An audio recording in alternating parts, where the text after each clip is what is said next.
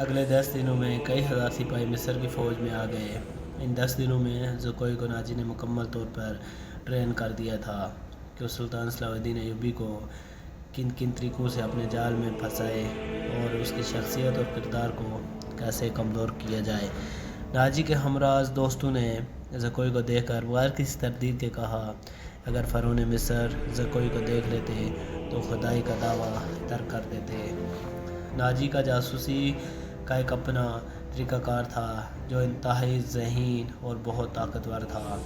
ناجی نے پتہ لگا دیا تھا کہ علی بن سفیان صلاح الدین ایوبی کا خاص مشیر ہے اور عرب کا مانا ہوا سراء و رساں ہے۔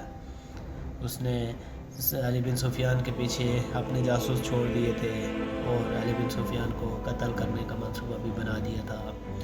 زکوئی کو ناجی نے صلاح الدین ایوبی کو اپنے جال میں پھنسانے کے لیے تیار کر لیا تھا، لیکن وہ یہ بات نہیں سمجھ سکتا تھا کہ زکوئی مراکش کی رہنے والی لڑکی اس کے اپنے اعصاب پر مکمل طور پر سوار ہو گئی ہے۔ وہ صرف شکل و صورت کی ہی حسین اور دلکش نہیں تھی بلکہ اس کی باتوں میں ایسا جادو اور عجیب سی مٹھاس تھی۔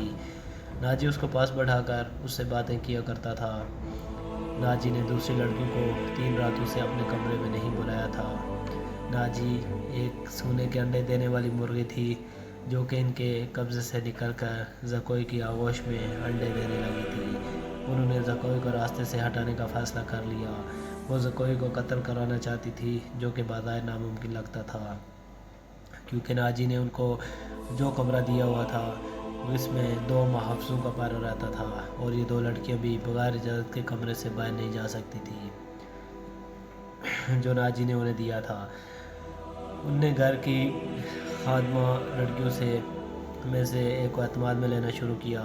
وہ اس کے ہاتھ سے زکوئی کو زہر دینا چاہتی تھی۔ علی بن سفیان نے صلاح الدین ایوبی کے محافظوں کا دستہ بدل دیا تھا۔ یہ سب امیر مصر واسرائے کے پرانے باڈی گارڈ تھے۔ اس کی جگہ اس نے نئے بھرتی ہونے والے سپاہیوں کا دستہ تیار کر لیا۔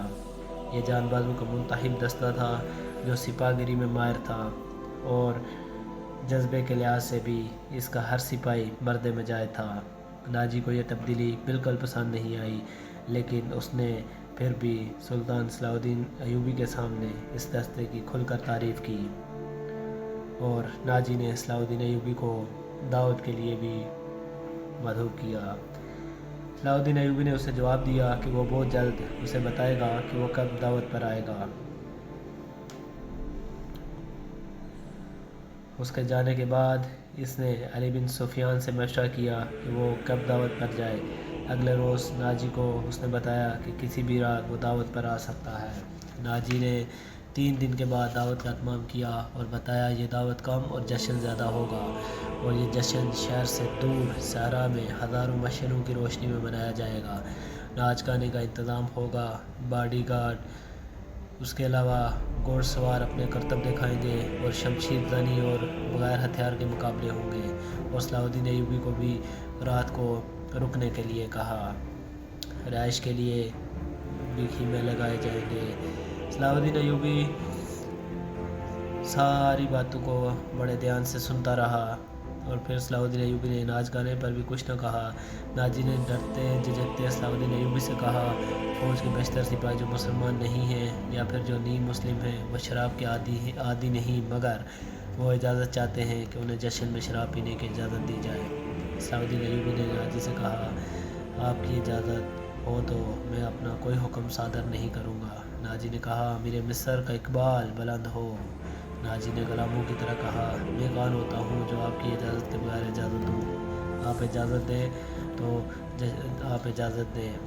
جشن میں بدکاری اور تخریب کاری افراتفری کسی نے کی تو اسے سخت سزا دی جائے گی۔ سلطان صلاح الدین ایوبی نے کہا اور اسے تمام تر چیزوں کی اجازت دے دی۔ یہ سن کر سب بہت خوش ہوئے۔ جب صلاح الدین ایوبی کے اسٹاف کو خبر ملی کہ صلاح الدین ایوبی نے جشن میں شراب اور ناچ گانے کی اجازت دے دی ہے تو سب کی اپنی اپنی رائے تھی۔ کوئی کہہ رہا تھا کہ صلاح الدین ایوبی نے آج اجازت دی ہے، کل صلاح الدین ایوبی بھی شراب کی محفلوں میں مست ہوگا، اور کسی نے کہا صلاح الدین ایوبی پر ناجی کا جادو چل گیا ہے۔ صرف علی بن سفیان تھا جسے معلوم تھا کہ سلطان صلاح الدین ایوبی نے شراب کی اجازت کیوں دی۔ جشن کی شام آ گئی۔ ایک تو چاندنی رات تھی اور صحرا میں چاندنی اتنی شفاف تھی کہ ریت کے ذرے بھی نظر آتے تھے۔ ہزاروں مشغلوں نے رات کو دن میں بدل دیا تھا۔ باڈی گارڈز کا ایک ہجوم تھا جو ایک وسیع صحرا میں دیوار کی مانند تھا۔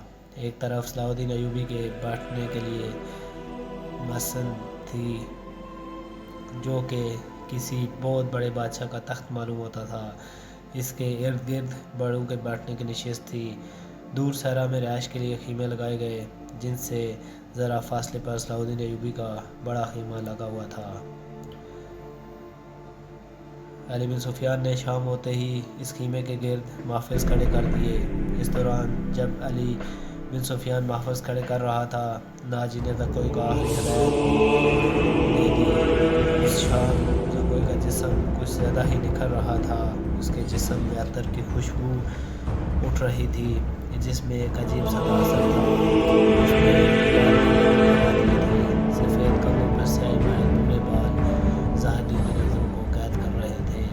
اس کا لباس اتنا باریک تھا کہ اس کے جسم میں اس کے ہونٹوں پر تبسم کھلی کلی کی مانند تھی۔ ناجی نے اسے سر سے پاؤں تک دیکھا اور کہا، صلاح الدین ایوبی پر شاید تمہارے جسم میں اثر ہو، اس لیے وہ سبق نہیں بھولنا